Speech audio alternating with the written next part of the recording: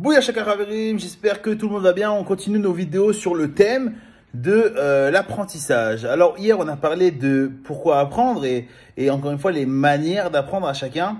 Maintenant aujourd'hui on va parler des outils pour apprendre. Alors moi j'ai pu classer 6 outils que j'utilise plus ou moins, mais 6 outils qu'on utilise aujourd'hui pour apprendre. Alors le premier, vous l'avez bien compris, c'est YouTube. YouTube c'est infini comme connaissance qu'il y a là-bas. Il y a de tout, on parle de tout. Il y a des apprentissages vraiment sur tout et c'est extraordinaire pour celui qui veut s'intéresser.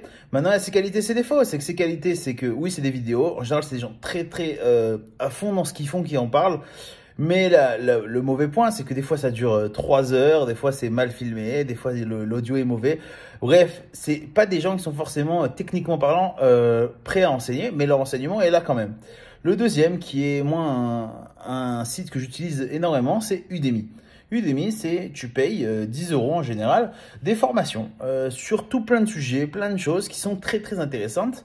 Et vu que c'est payant, alors oui, les gens ont investi du temps, de l'argent, etc. pour que les vidéos soient de bonne qualité. Maintenant, un autre qui est très sympathique, c'est Quora ou Medium.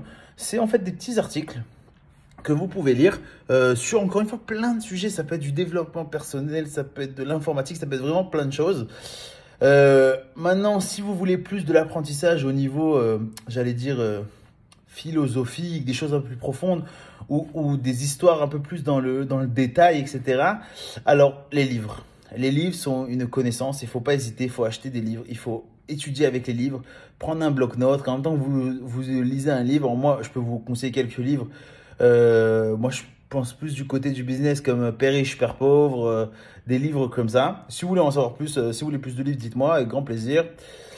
Il y a autre chose, en deux derniers points, il y a les podcasts. Donc ça, vous avez bien compris, c'est des audios sur Google, sur Apple, etc. Et vraiment, il y a des choses de très bonne qualité là-bas. Alors maintenant, moi, je ne vais pas vous dire qu'est-ce qu'il faut regarder parce qu'encore une fois, chacun a sa manière d'apprendre, de un. Et de deux, chacun veut apprendre des choses bien à lui. C'est-à-dire que l'un, il va apprendre la philosophie, il veut le truc. L'autre, il va apprendre le business. L'autre, il va apprendre le couple. Bref, il y a plein d'études. Mais, et je vais finir par ça, l'endroit où on apprend l'outil le plus important pour apprendre, et je le dis, et je le redis, et je le redis, c'est de rencontrer des gens. En 20 minutes de rencontre avec un philosophe, ou avec un médecin, ou avec un entrepreneur, ou avec comment ça s'appelle, un investisseur, vous apprenez 10 fois plus que si vous lisez 2-3 bouquins, ou si vous écoutez des heures et des heures de YouTube, parce que le mec qui est en face de vous, il vous parle à vous, donc il adapte ce qu'il dit par rapport à vous. Voilà les amis, c'était tout pour ce matin. En vous souhaitant tous une excellente journée.